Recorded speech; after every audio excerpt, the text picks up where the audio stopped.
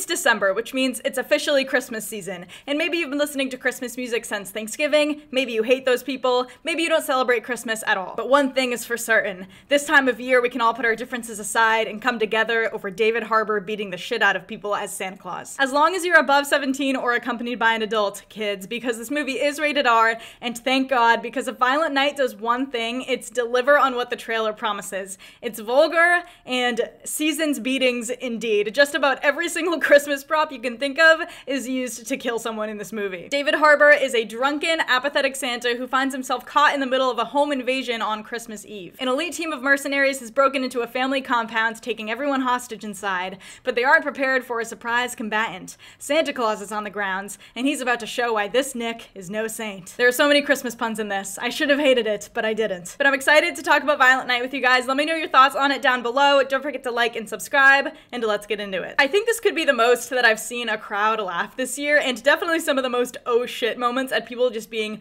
brutally assaulted. And I was especially relieved that there weren't really any weak performances, especially for this kind of film, but it makes sense when you look at the cast. John Leguizamo, who I love, plays the interesting but underused Scrooge, who is the leader of these mercenaries and has a personal vendetta against Christmas. And the obscenely rich family who's taken hostage inside is played by Ellen Griswold herself, Beverly D'Angelo, Alexis Louder, who I loved in Cop Shop, Cam, I think it's Gigon Day, who I will always associate with Easy A, Brendan Fletcher, who is from The Revenant, believe it or not, Eddie Patterson of Knives Out and The Righteous Gemstones, and Alex Hassel, who we just saw in The Tragedy of Macbeth last year. Scrooge's cronies and the dumb or greedy members of this family are more often than not used as the butt of the joke, and they all know what movie they're in and play off each other very well. But David Harbour is the heart of the film and so good here. It's like he was born to play a deadbeat Santa with a tender disposition. He adds a weird amount of nuance with this performance, which is brought out most by his dynamic with the little girl Trudy, who's played by Leah Brady. But he also just makes a great action lead, which we've seen in Black Widow and Stranger Things. His Conan the Barbarian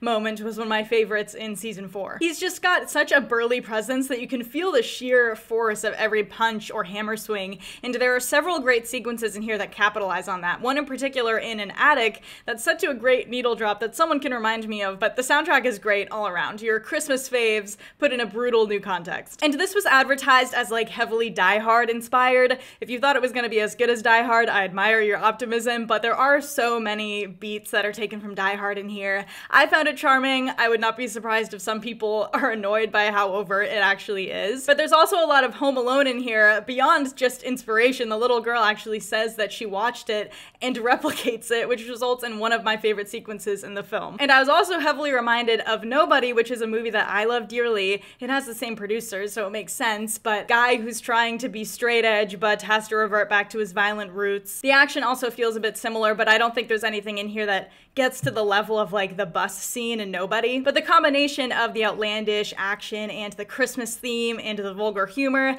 allows it to take on kind of this whole other identity that's a hodgepodge of all these other inspirations. But despite how much fun I had with the R-rated part of this film, I do think it's way too long. For Christmas, I want movies these days to cease being 2 hours long for no reason. And the script, aside from the action and the jokes, just leaves a lot to be desired. If you're gonna be taking runtime away from David Harbour bashing bad guys' heads in, it better be pretty damn compelling. But unfortunately, it can really slow the movie down, and it takes a bit for it to get to like full gonzo mode because it's focusing on all these other character issues and it spreads itself too thin and just fails to resonate emotionally at all. Which would be fine for me if it leaned fully into either parody or this apathy towards Christmas that I found really funny, but the screenwriters who co-wrote the Sonic movies together instead opted for a very conventional Christmas theme alongside a pretty confused emotional arc for Santa, which was actually what I found most interesting about the movie, and I wanted to see more of. They give Santa this backstory that's actually pretty badass. I'd totally watch a prequel, but we don't get quite enough information about it or a genuine look into why he's so apathetic in the first place.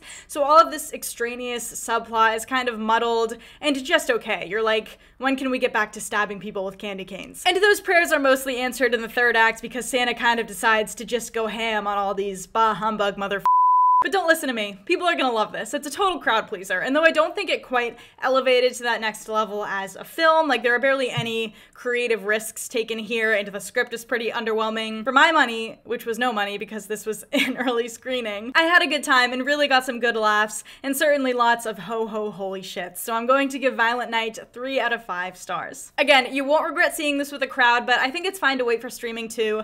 Watch it with your family. You might discover a new Christmas classic. I think I'm gonna show it to mine, and I feel like I could play out even better on a second time around. But let me know if you plan on checking this one out, guys. Don't forget to like and subscribe. And on that note, I wanted to say thank you so much for 4,000 subscribers. I love you guys. I love talking movies with you guys. So keep an eye out for more videos soon. Thanks for watching.